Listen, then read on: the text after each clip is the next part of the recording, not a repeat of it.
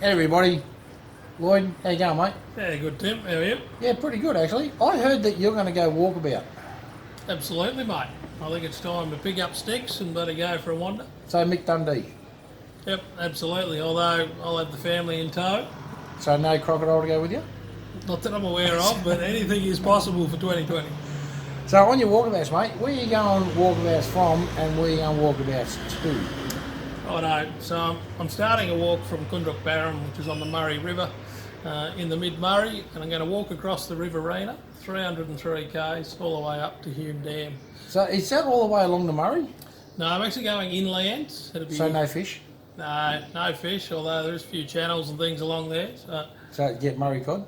Well, yeah, we go across the Edwards River, so I could drop a line if I got time. Yep. Oh, you got to get Murray cod from the Murray. It's the only true fish.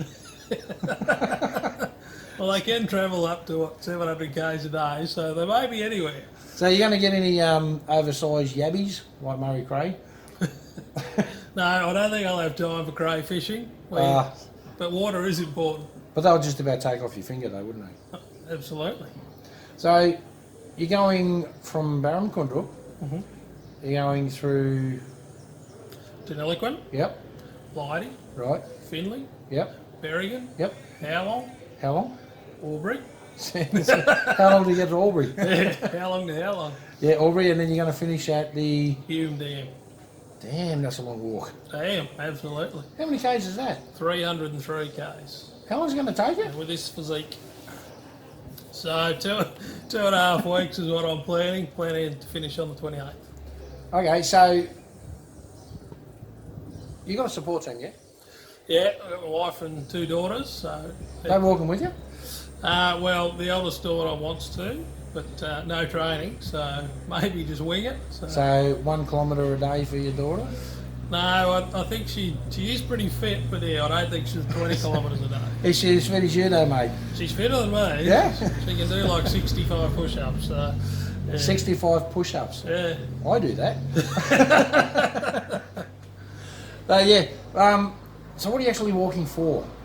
It's to raise awareness on the disaster that is the Murray-Darling Basin Plan and how the removal of water has impacted our communities, our environment, our economies, all our farmers, our pubs, our towns, you name it. So everything, it doesn't matter what it is, it depends on water for the livelihood. Yeah, absolutely. These communities are holistic, everything's intertwined. All right, so because I know you need water for your crops, you need water for your cattle, your livestock, your sheep, Yep, your horses, doesn't matter what you do for a job. yep, You need water to grow your trees, your flowers, your plants. You need water for your drinks. Yep. Doesn't matter what you drink. Everything's based on water. Yep. Without that, there's nothing, is there? No, water sustains life, whether it be for our environment or for us, the food we grow, the things we wear, it all needs water. And I think it's important that Australia starts to realise that we need some manufacturing and some food and these things domestic, in uncertain times. You'd like to know that you're looking after your own. Because without that, it doesn't matter what you do for a living on the farm. Everything in your house, it doesn't matter what it is, but everything in your house, everything that you drive, the whole lot, comes from a farmer of some sort. Yeah, absolutely. And as they say, if you without a farmer, you'd be drunk, naked and sober. Well, without a farmer, you wouldn't even be drunk. Yeah, that's right. But everything comes from a farmer. All your metals Yep. come from a farmer because a miner is farming the land. Your trees. A farmer's got to grow your trees so you can get wood. Yep. All your clothing comes from animals, doesn't it? It doesn't matter whether it's silkworm or spider webs and things like that. It's all silk. It's all grown on the land. Yep. And all your veggies and all your crops and everything else. Yep. And to make drinks, it doesn't matter whether it's water or everything else like that. You've got to combine other things to it to make that drink that you get. It all comes from the land. Yeah, absolutely. Yep, it's all tied into our land. You've got to have healthy soils, and Australian farmers are some of the best in the world, and I think they should be protected. Yeah, I can definitely agree with that. So I can, and it really doesn't matter what people look at. A lot of people think that I'll just go to the supermarket, I'll just go to the shop to get what I need, Yep. and they don't think beyond that. Yep. Like, especially with your dairy farmers, a lot of people don't think that they get milk from a cow. Yep. They think it just comes from the shop. I'll just go down the shop and buy that. Yep. Who cares if it runs out? I'm just going to go to the shop and get some more. That's the same with water. Yep. What is actually going on with the water in the Murray and the Darling system that you're doing this walk for?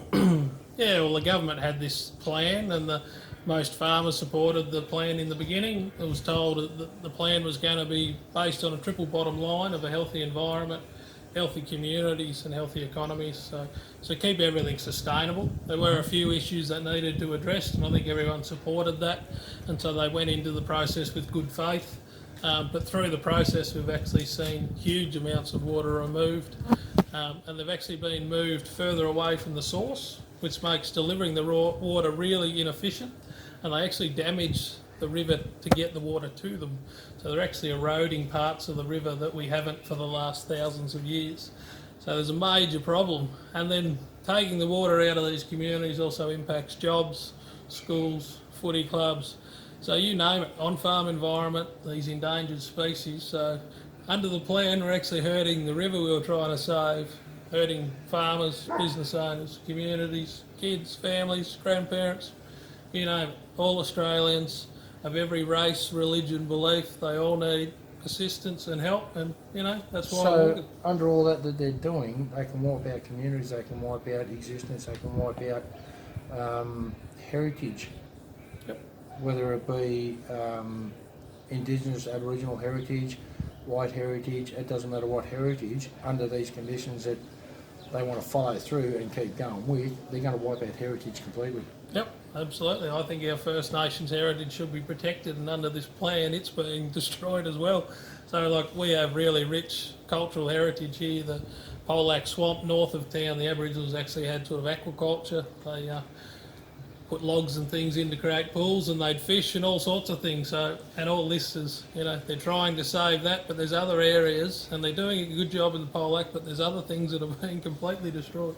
So if they bring in all these measures that they're trying to do with the Murray-Darling Basin and the Murray River and severely cut down the water usage for all those areas, what do you think is going to be the major impact of communities, heritage, Indigenous Aboriginal heritage and communities and the white communities and everything else like that? What impact do you think that's going to have for all these small towns and communities and farmers? What impact do you think that's going to do besides wiping out the food source for all these cities and people that want to go to the supermarket and buy something? Oh, it's going to be devastating. Like, it's actually going to wipe out generations of wisdom and knowledge. Like, the farmers who exist on the farm now would have historically passed that knowledge and wisdom on to the next generation and know how to farm the land. We've got farmers here who are sixth generation, and some of them are organic farmers, but they're having to rip out some of their plantings and things. And you're a third generation farmer, aren't you? Yeah, we've farmed 3 generations at Moolameen. So you got the bronze medal. You could say that. So but that's not just happening here in Victoria, is it? That's happening right across major communities and areas and small settlements and farms and everything else right across Australia, yeah? Yeah, so in our part of the basin plan, I suppose where what I'm talking about and our experience is northern Victoria, like all the way up to Shepparton, the Goulburn Valley, and southern New South Wales, up to Griffith and sort of over to Albury. There's massive impacts all the way across to Swan Hill. That's a big area to impact on one thing, isn't it? It's huge, and it takes in both states and both state governments and federal governments, and they all are aware of the problems. Yeah, that's for any community whatsoever. It doesn't matter whether it's a larger community, a smaller community, farmers, mates, family, even small towns that grow in size. Everybody needs water. Everybody needs a farmer. Everybody needs a mate.